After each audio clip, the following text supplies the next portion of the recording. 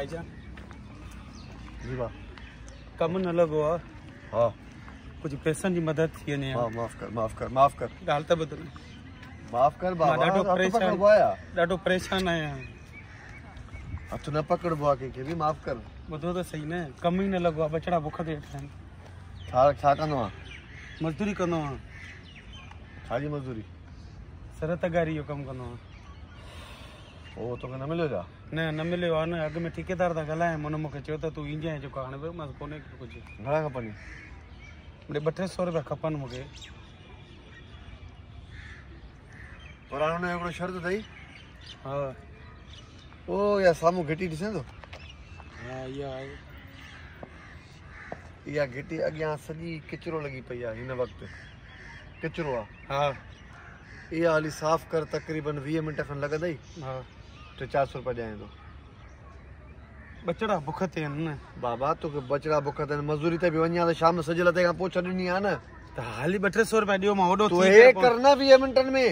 हे जेको चवां थो कमु 20 मिंट में घिटी साफ़ कर न हेॾे देरि थी वेंदी न हिन करे चवां थो न रोज़ो बि त रखंदा आहिनि न हा रोज़ो रखंदा हा त पोइ इहो छो थो न टाइ छो थो कम खां न टाइ नथो पर देरि थिए थी न देरि न तूं हे कमु कर त मां तोखे ॾियां थो पैसा हलिया ॻाल्हि त ॿुध न हे सफ़ाई करे ॾे न घिटी 200 रुपया ॾे न तूं मज़दूर न आहे तूं असल में पेनू आहे मां तोखे सुञाणा ठीकु आहे तोखे मज़दूरी या महिनत लाइ तोखे चइबो न तोखे तप चढ़ी वेंदो हाणे चयोमांइ न घिटी साफ़ कर 400 ॾियां थो 500 ॾियां थो पर न तूं घिटी साफ़ न कंदे छो पिनी तोखे आदत पइजी वई आहे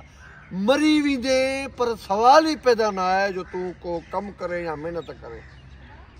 हिन जे करे सॼी संगत ते मां तव्हांखे ॿुधायां अहिड़े क़िस्म जा जेके माण्हू आहिनि हटा कटा नंढा ॾुटा ईअं घुमंदा अथई पोइ बसि पिनंदा अथना असां हुननि खे 100 रुपया कढी ॾींदासीं 200 रुपया कढी हे चङे भले ऑफिसर खां वधीक कमाईंदा आहिनि मजबूर माण्हू उहो परे खां पधिरो हूंदो आहे हे रोज़ जो हिननि जो कमु आहे यादि रखी छॾियो कोई बि माण्हू अचे तव्हांजे अॻियां ईअं पिने न साईं रोज़ी न लॻी आहे उन खां हे सफ़ाई करायोसि कमु करायोसि पोइ पैसा ॾियोसि महिनत करायोसि महिनत यादि त विझोसि साफ़ कंदे न कंदे घिटी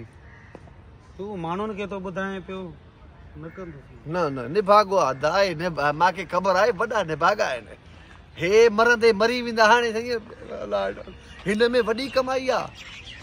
ऐं असां वटि वरी तक़रीबन माण्हू वॾा रहमदिल पंहिंजी पर में घुमंदा वठंदा आहियूं हा वठो 200 रुपया हिनखे महिनत जी आदत विझोसि मां हुकुमरान हुजां न यकीन कयो हिननि खे ॿधरायां अहिड़नि माण्हुनि खे